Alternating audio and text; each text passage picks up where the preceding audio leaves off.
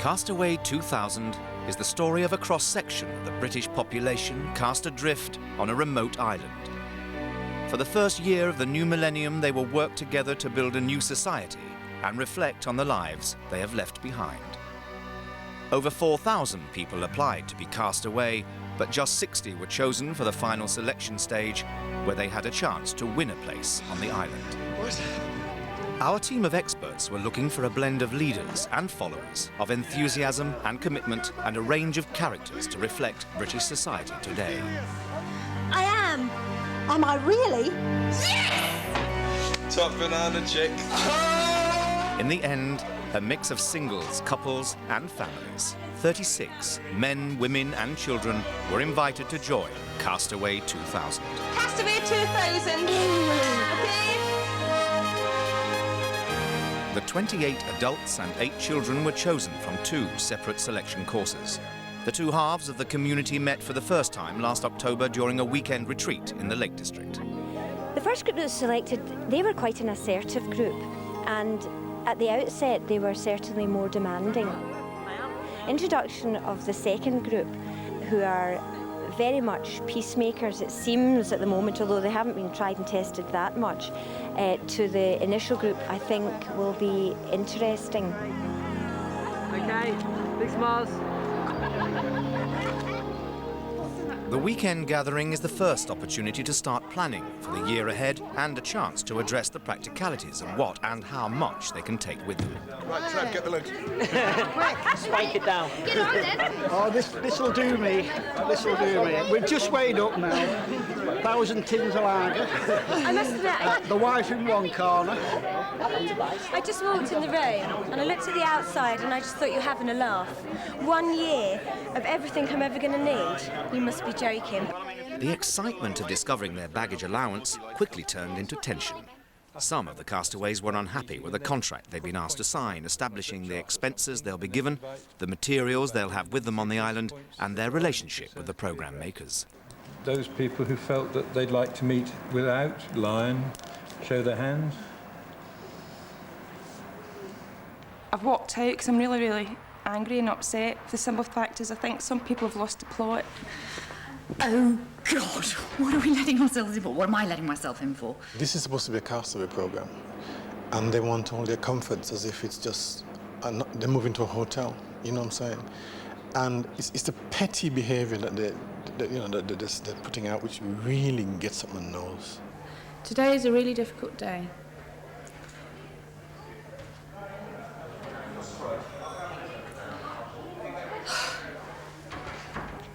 Have they lost what initially they set out they wanted to go into this for? Because that's what it sounded like to me with some of them. It's been one heck of a shock meeting up with the other group. They're in a different place to us completely. They feel that they are fairly angry and suspicious at the way the contract things have gone. The second group, my group, I think we were still at the euphoria stage and thinking, wow, everything's right. And yeah, the contract is mainly okay.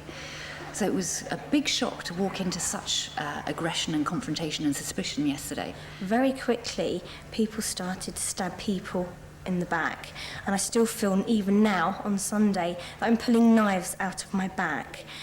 People are too fast at the moment to slag people off, to jump on somebody because they've expressed a thought, or because they've spoken out, or because they've said something that somebody disagrees with. Can't stand bickering, me, and there's been too much bickering going on. But it's not been bickering over Well, no, what I know what you mean, but it's the wrong sort of bickering. I'm getting on some people's tits, people are getting on my tits. Can't really do much about it at the moment, just got to go with the flow and see what happens. Some of the people that are going, I really like. One of them I love, and some of them I don't like, and it would be difficult to find something with them. Is it still a dusty wee-wees? No, only pose. Ron has always spoken his mind, but won the affection of many of the castaways through his quick wit and good humour. Oh, God. But throughout the current debate, his forthright opinions have not been to everyone's liking. Too many fucking chiefs, not enough Indians. He feels that too many people are bitching about him and hate him, and I thought the idea of going to the island would be about freedom and choice and living a different way, and it doesn't seem to be about that. he's called a taxi, he's about to go, and I'm working really hard to try and stop him because he'll be such a huge loss. It's a whole load of things. It's a whole load of stuff. It's not any one thing. Why would I be walking away from my life and my friends and my family? Why? And so I'm not really sure if this is for me. Finished. Absolutely finished. No more on camera, no more nothing. I'm very sad that Ron has decided he's not going to go. Oh, I will. He was the character as far as I was concerned, and every group, whoever they are, whatever they're doing, they need a character. And he would have been a wonderful fulcrum around which a lot of laughter, humour, etc. would have centred. He would have been there with that. And as far as I'm concerned, that's not going to be there. And I'm really quite sad.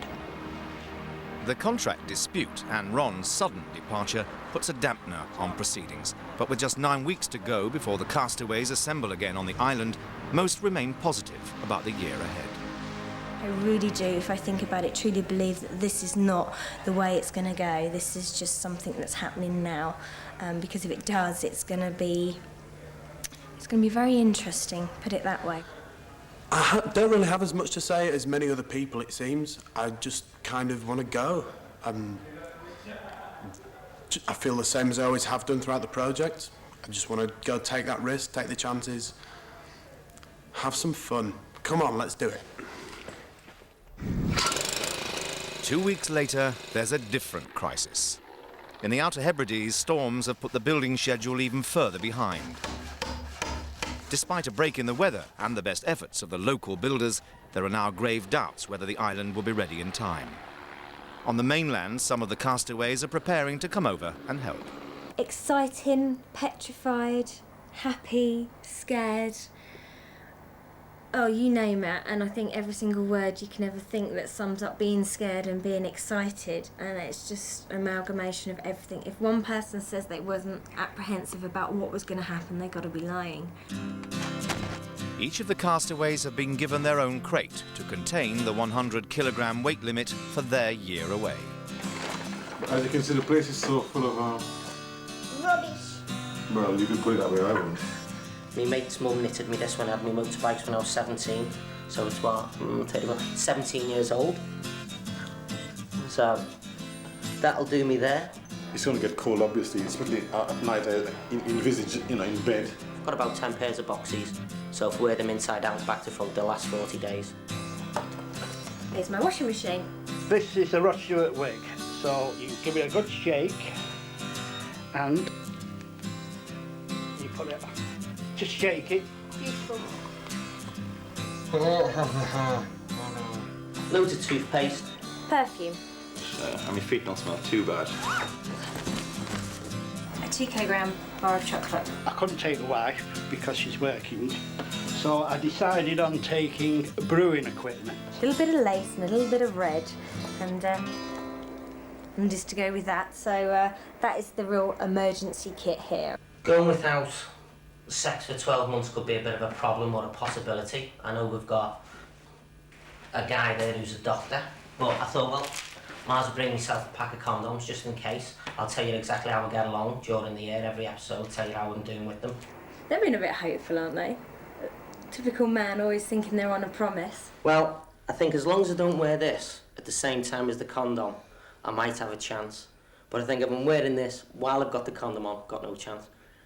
Well, they won't keep you very warm, will they?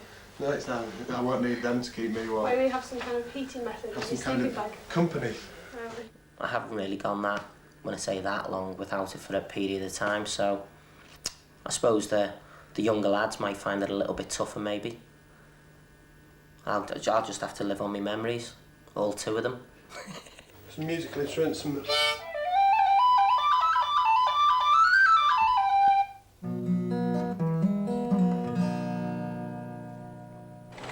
It's early December, and 16 of the castaways have given up work early to spend a fortnight on Taran, working as an advance party. For Tammy, it's a trip tinged with sadness because it's the first time she's ever left her ailing mother. I know she must be finding this extremely hard because I've always been there through illness, and I think it must strain her.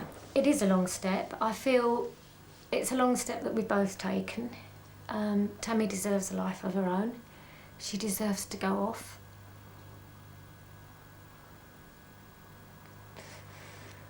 Sorry.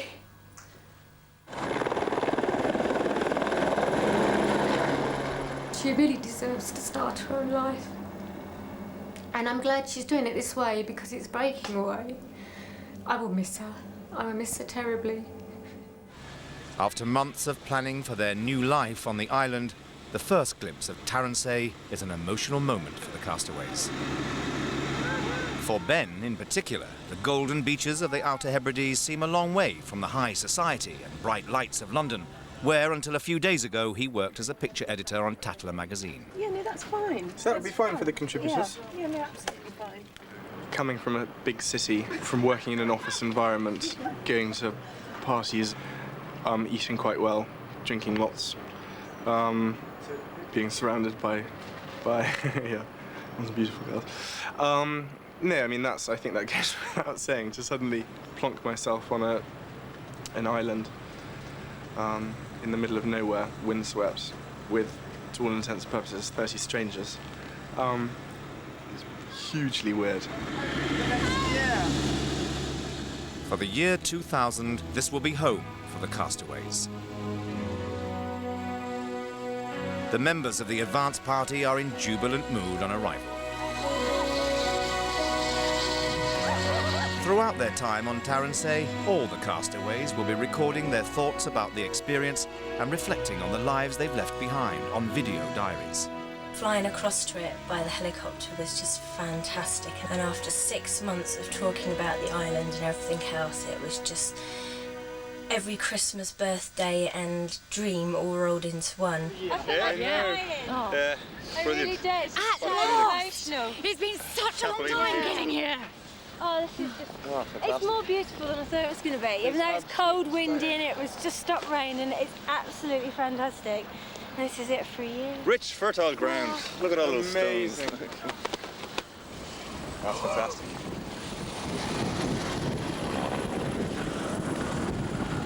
I suppose my first impressions of the island are amazing. Absolutely amazing. And then when Toby got out and he did his little backflip and, you know, tears welling in his eyes, a big lump came to my throat.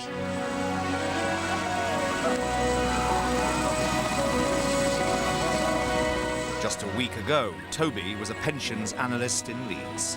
No more sitting at the desk. No more playing Right Vitaman on the PC when no one's looking. Finally here. There have been many times I've stood at the window and sort of gazed out thinking, to be outside, you know, even in all sorts of weathers, and I've got it. And wow, what an opportunity. Hey, Tommy! Oh, come on! Come on! Home!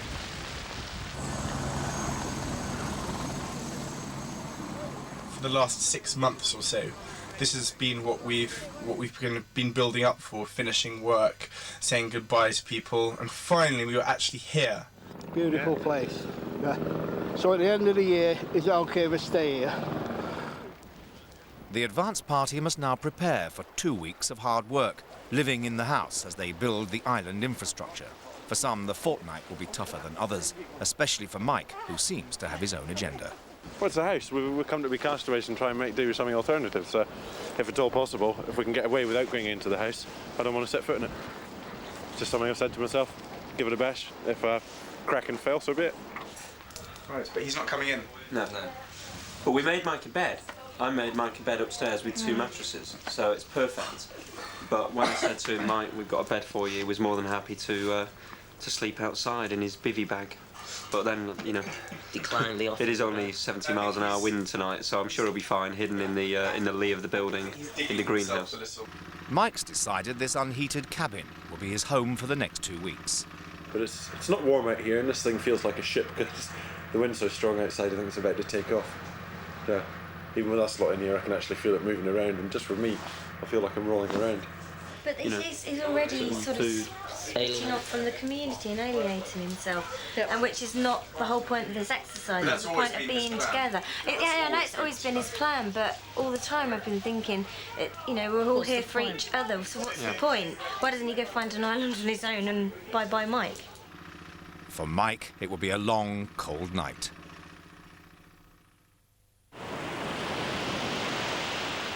In the morning, the castaways awake to their first sunrise on Taran. Before the hard work begins, it's a first chance to explore their new home. Oh, it's amazing.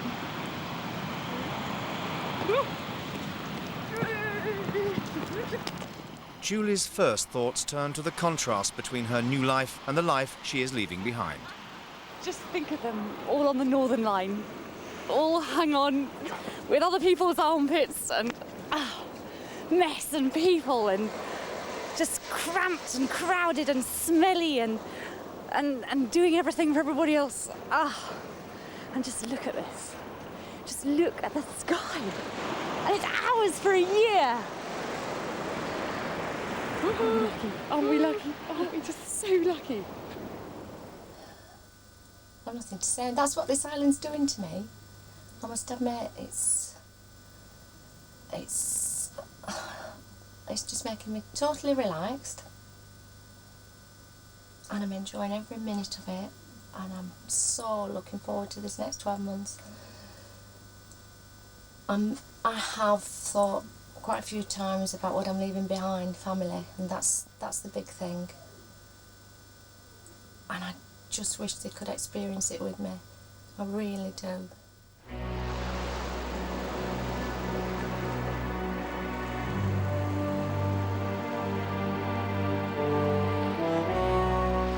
In London, Ron is wondering if he made the right decision to walk out on the project.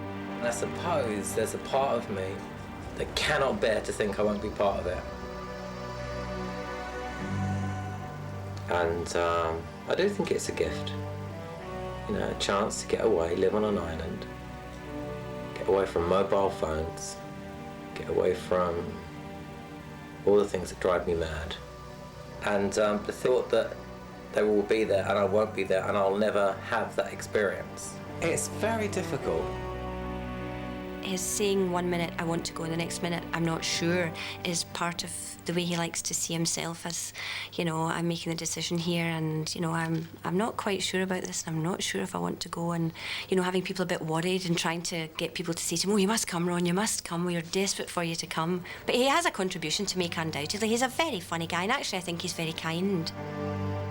Ron's been given a week to decide whether he wants to rejoin the project. On Taran, the state of the buildings is causing concern for some of the castaways. I mean, I've just arrived, as you know, and my first impressions, I've seen the building and that. It's nobody's going to be ready on time. It can't be.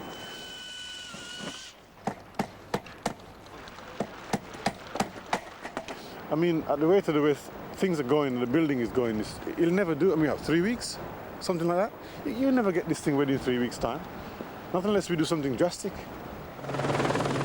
With just 23 days to go before the new millennium and materials arriving thick and fast, the castaways set about building some of the basic infrastructure that they will rely on during their year on Taran. To help them grow crops in the harsh Hebridean climate, temporary greenhouses or polytunnels will be erected. But first they must be securely anchored into the ground. Fresh water will be siphoned from a nearby lock, but not before a storage tank and platform is built. The community's electricity will be generated by wind power, so the castaways have to erect an 8-metre tower to support the windmill.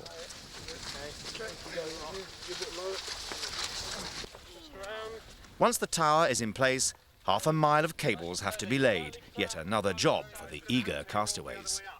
The time limits generally most people would view to be ludicrous, but the thing that we have on our side is a lot of enthusiasm from the castaways. Where your average builder doesn't want to be down a hole at 12 o'clock at night, he'd rather be home in his bed, the castaways are quite happy to jump in there and get on with it. One of the keenest labourers is Tammy. Until a week ago, she was working in an office. I've amazed myself in many ways because at home, being in society, it's how you look, what I wear, and make sure things don't clash and you look good all the time. But here and now, it just doesn't matter. Even though that you've got the cameras on you, we're all wearing things. We all look like Michelin men, and it doesn't matter anymore. What matters is keeping warm and dry, and that's just been amazing. And just looking a mess all the time, but not really caring. Mike, can you get me a copy of the Telegraph? Ah, yeah, I'll just pop across to the paper shop. During a break in the work schedule, Mike's desperate to don his wetsuit and get into the water. Without it, his survival time would be a matter of minutes. Quite daft, really. I don't think I'd go out there in any weather, even with 2 swimsuits on, Vaseline around your mouth, but maybe he's used to things like that. Well, no, I'm not used to Vaseline anyway. So, but he's enjoying himself, and that's the main thing, I think. Participation, but he just likes the wilderness, I suppose. Yeah. You might get a good rip current and mightn't see him again. That could be a blessing in disguise. Just got to play by ear, haven't you? These jobs. Come on, mate! Can he swim? Just as a passing thought. Hey, up he's going. We're clear here. Okay. Under the supervision of alternative energy expert Hugh Piggott, the castaways are ready to erect the 2.5 kilowatt windmill that will provide limited electricity for the whole community.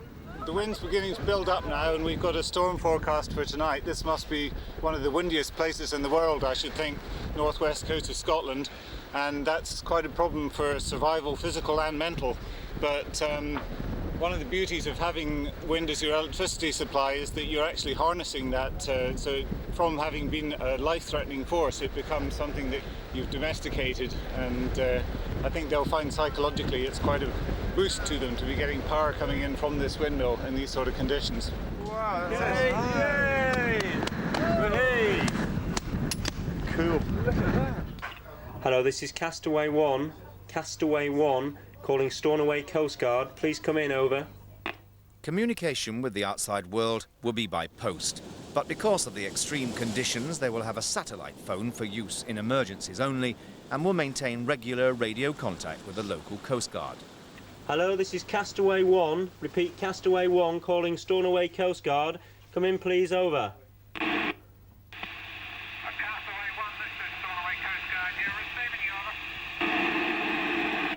Hello, Stornoway Coast Guard. We have contact. This is Taran. Everything's well on Taran. Great to speak to you.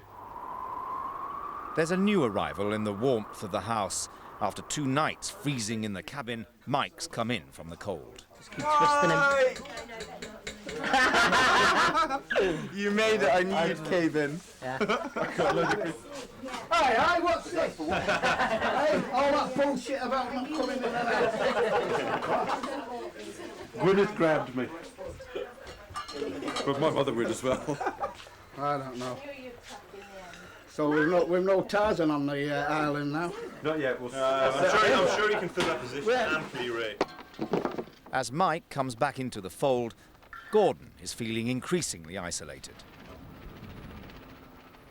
His religious and cultural beliefs are making it difficult for him to integrate with the rest of the group. I can see divisions coming along. There is divisions now. But I just hope that they can understand the reason why I have to disassociate myself with some of the activities that they're carrying on because of my lifestyle is different to their lifestyle.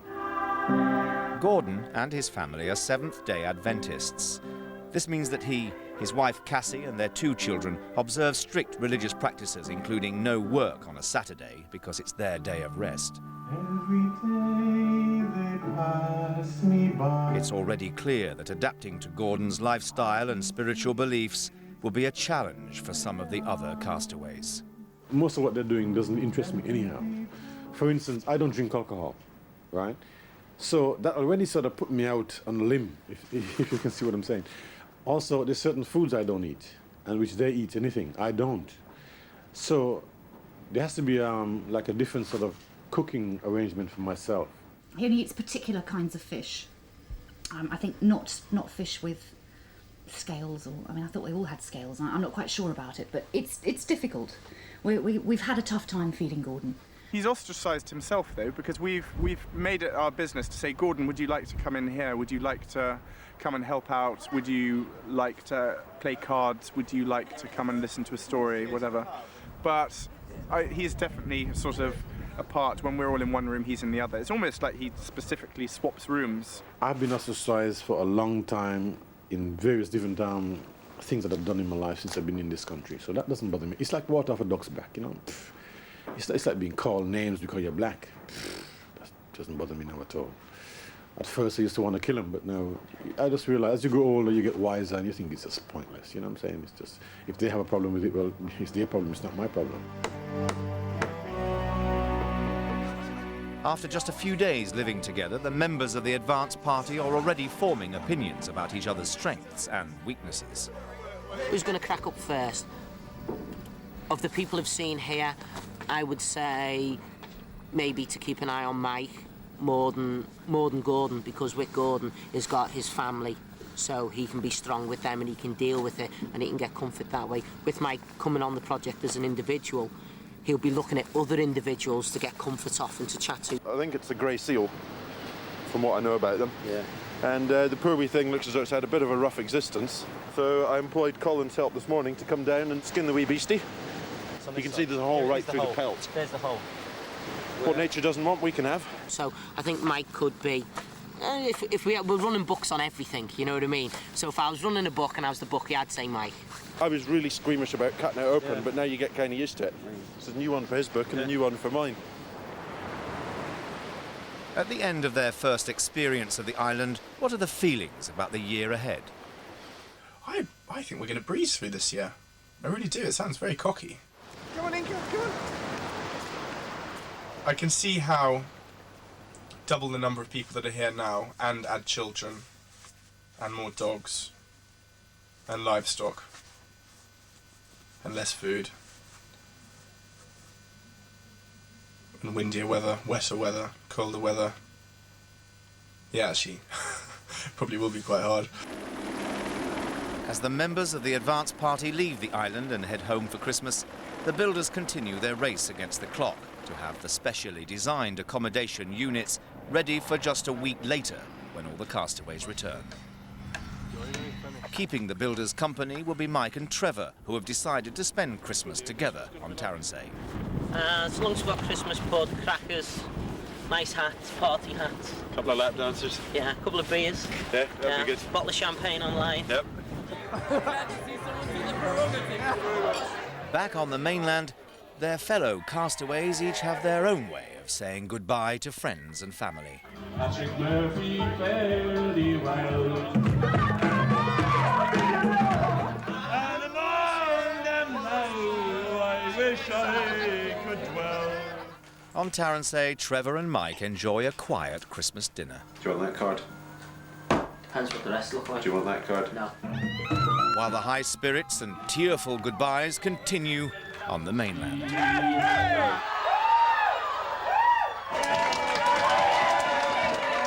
Right, orangey things. Cheers, man. I heard you had your leaving party last week. Oh, good luck. I really do all that in the world. Bye, lovely. We're going to be taking all of you, each and every one of you, with us on that island. While the castaways party into the night, the building work continues around the clock in a bid to get the island ready.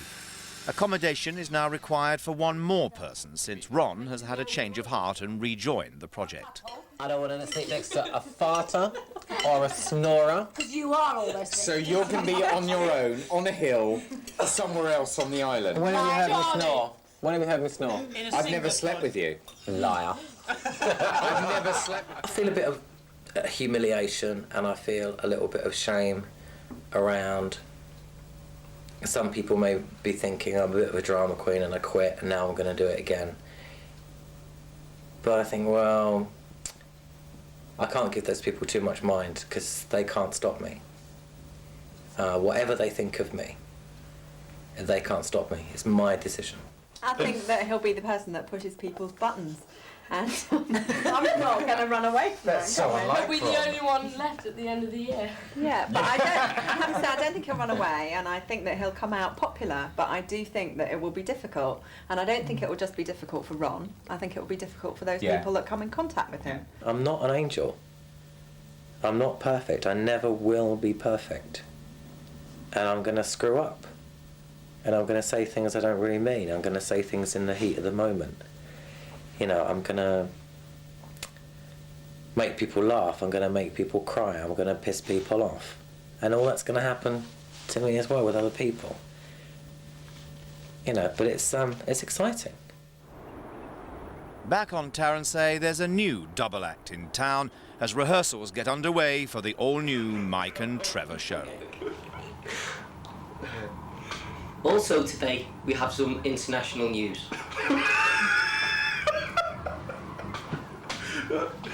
And take two. I can't.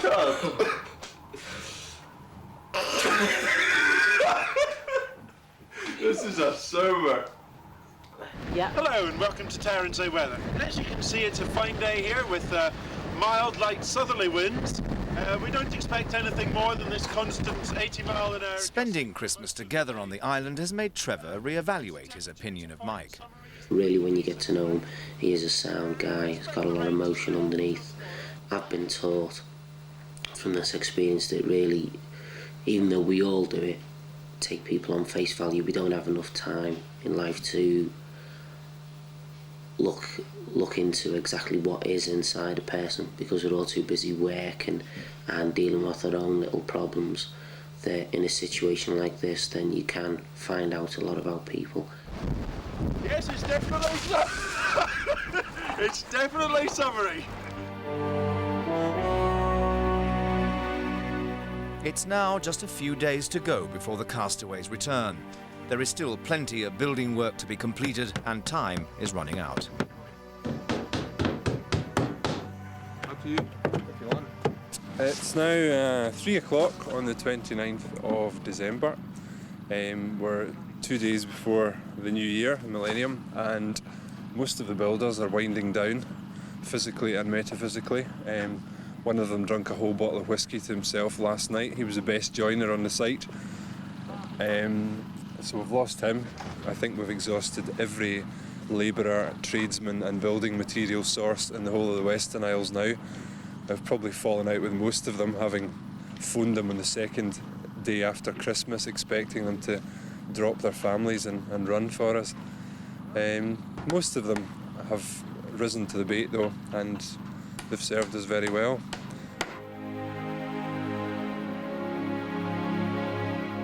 Ready or not, the Castaways are coming. And on New Year's Eve, those community members unable to make the advance party get a first glimpse of their new home. Fantastic. Flying over it is just amazing. It was absolutely mind-bending. It was the most wonderful thing I've ever seen. It's just everything and more that I ever dreamed it would be. Absolutely stunning. I just couldn't believe it. And just the snow on the top of the mountains and the blue sea and the birds. Yeah, and being able to look right through into the water and the scale of it. It's just awesome. Beyond belief. Yeah, awesome. After 50 years as a ruin, the old schoolhouse has become the new schoolhouse as the first of the children arrive on Taran. I'm just overwhelmed by it, really. It's, you know, it's beautiful. It's beautiful. It's such fantastic weather as well. I thought it was going to be, you know, torrential rain and gale force winds, but it's lovely at the moment. It's just lovely. And I can really imagine living here for a year. I really can now. For the past 2 months, materials and supplies have been arriving by air and sea. But the most valuable cargo are the Castaways' crates, packed with essentials and decorated for further use. This is day one, so this will be the 1st of January.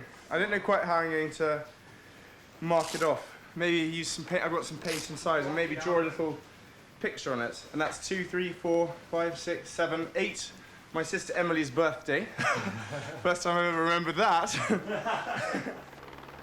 But not all the crates have made it to Taran. 4 of the castaways hear that their crates have fallen while being airlifted over and that they must sift through the debris for signs of their belongings. I think it's mine. Sure, is it a feather one? Yeah. It's got holes. Feathers are coming out of a lot of things. Was yours feather duvet? Yeah. Yeah. So how are we going to tell? Mine will have a habitat label if it's mine. It's ruined. All this stuff from home that you just spent such a long time putting together. It's wrecked. Yeah. There's your blow-up guitar. I think that's your blow-up thing and that's your stuff. I know it's not the end of the world, I know we'll get it sorted out, but it's all the little bits and pieces that you have to make yourself a home. It's okay. Nobody's died. It's all right. It's just a bit upsetting. That's all. I just got to get. In many ways, it brought out a lot of good characteristics from a bad situation, and it also made the others so heartbroken for them. And some of the others, Sandy, for example, was nearly in tears about it. She was very upset for the others. So already they're acting as a cohesive group and very supportive of each other in many ways. There's more bad news on the island where a flu epidemic has struck down over half of the community. Doing quite rough. Are you? Yeah. Basically everyone's ill. And we've all been to the doctors and we're all on antibiotics and everything else. And we're here for good and the excitement's gone and I just want my bed at the moment and everyone's trying to plan the party for New Year's and I'm trying to be excited and I am, but I just wish I was feeling 100% better. The illness has just been a disaster. We almost have segregation in the community now. We have the house on the island full of people who are really very sick. Now, for the last few months, Dr. Roger Stevenson has been helping prepare his fellow volunteers for the project. But the flu outbreak comes at a time when he's not yet on the island. Delayed en route from the mainland, his concerns over some of the incomplete building works have raised questions as to when or if he and his family will arrive on Taran. You can't move in when it's all sanitised and all cleaned up. You've got to get in and get your hands dirty a bit, otherwise. Of course, otherwise you just arrive here and it's sort of like a set that was already built for us. The whole Roger thing, a lot of people have. See, I feel a bit sorry for him because it's sort of building up and up and up and up. Because he hasn't been around, and with all these rumours are spreading about things that he's made, conditions that he's made to come out here. And some of them do seem a little bit ridiculous. But whether they're true or not, we don't know. So a lot of people are getting annoyed with him before he's even here. It will remain to be seen whether the doctor's family actually arrive here, whether they stay here if they do arrive, and how the others get on with them when they come, if they're expecting others to have cleaned the house and have put up the windmill and have put in the coal fire for them and that kind of thing. That can create a lot of distress because many people here are working incredibly hard. Basically, it's about 6 hours to D-Day, and we just want to get everything tidied, everything out of the way, so that we can have a nice party this evening, because it's Millennium Eve. The builders and the plumbers and everyone have left all the bits and pieces. We're trying to sort it all out, sweep it down, wipe it down, get ourselves together, and then have a big, big party. By late afternoon, all the castaways are on the island, including Roger Stevenson and his family. We're all here now. We should try and... This is the first time we've all been together since Windermere, and I think most of us are really up for it. I know you are. At least in terms of having tonight. I actually really want this to work out, and I think... I mean, obviously we're going to face difficulties over the year. Admittedly, we weren't expecting such difficulties so soon. You weren't. I was expecting a certain amount of difficulty. What difficulties were you expecting day one? Day one, well, I wasn't expecting lack of dry clothes. Were you expecting an armchair? Oh, I don't care where to sit, as long as I got somewhere to put my bum. Like. But no, I mean, dry clothes is probably the one thing I wasn't expecting to be a difficulty at this point. But at the same time, it is a difficulty. It is a difficulty, but what about washing your armpits? Well, you'd be a lonely man in that scenario. New Year's a big thing over here. If they're not here to celebrate, if they're not here to you know, take a cup of kindness with them, then that can linger on into the winter months, and they've got a lot of winter months ahead. Well, we're going to stay and see what Go back happens. tomorrow. Go back tomorrow. With the stoves fired up, the countdown to the new millennium begins. The flu virus might have laid them low, but they are determined to start their year as castaways with a night to remember. Top of the world, yeah. What a millennium, eh? What a New Year's Eve party.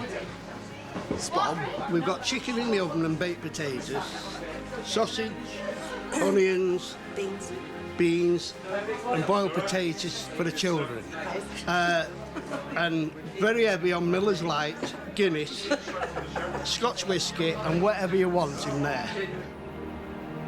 But there are 4 absentees from the party. Gordon Carey and his family will see in the new year on their own.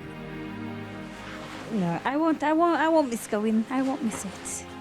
If I was like the type that goes to parties and dance and discos, probably I would, but I don't. So. If I'm awake, then I'll probably come out and join you lads. If not, then I'll see you in the morning and say Happy New Year in the morning if all is well. There's a more festive mood outside in the paddock, where the combination of a bonfire and a few drinks is keeping people warm and happy. But all this would be burning. Don't you know we've got fires for the next year? I know. Who's going to go out on the beach tomorrow and I will. Well, you better, because I'm bleeding up. No, I'm really happy and I feel very content, and it sounds awful but I don't miss anybody at home. I'm really enjoying it. I think it's really challenging and it's just chaos, which I quite enjoy. We want a building that's ready, you know. We're not, I mean, in the middle of winter, I'm not into camping in a half-finished building.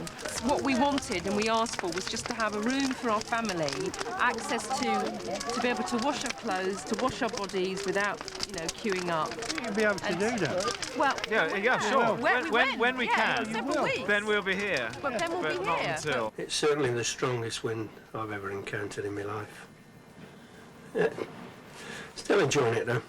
Real good fun. Good crowd, good crack.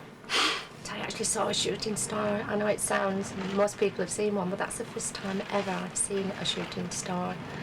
It was wonderful, it really was.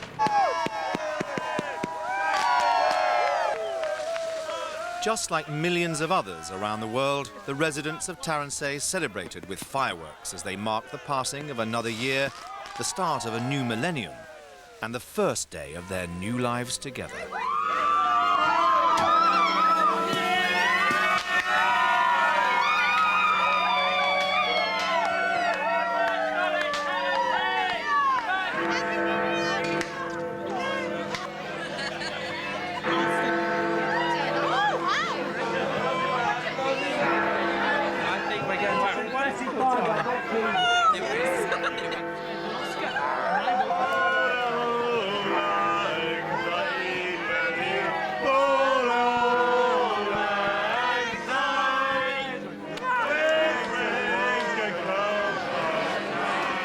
Wait till next year. The party continues well into the night, but in the morning the castaways must face the reality of living and working together. We'll find out how they cope with the challenges next year, when we return to complete the story of Castaway 2000. It's New Year's Day. There's no food. Everybody's ill, and there's just not enough food. Have you got clearance from the BBC Press Office? Absolutely not. Absolutely not. I just wanted to keep my eye on them the whole time and make them realise, give them a similar treatment to the treatment that they were giving us, I suppose. Already they've survived a food shortage and press intrusion and suffered their first casualty as Porrig is airlifted off with a fractured leg. Dr. Roger Stevenson also left the island along with a handful of castaways who were either sick or had decided to leave the island until building work was completed. Ben and Sandy were sent to investigate the feelings of those not on the island. there is a possibility that a few of you are going to be here for a couple of weeks, and we're going to be there, and we're sorting out food and various other things. So we decided that it'd probably be a good idea just to come over and just basically, yeah, because we are supposed to all be together and just tell you what's happening, yeah. Basically, half the roof off the whole of the toilet block has come off. One of the pig sheds missed. Just missed the polytunnels. Just missed the polytunnels by just a couple of feet. We've lost a large proportion of the felt off one of the pods. The pods are leaking. People are very cramped. People are tired. People are irritable. This was all, you know, this was going to be our main challenge of the whole year, the weather.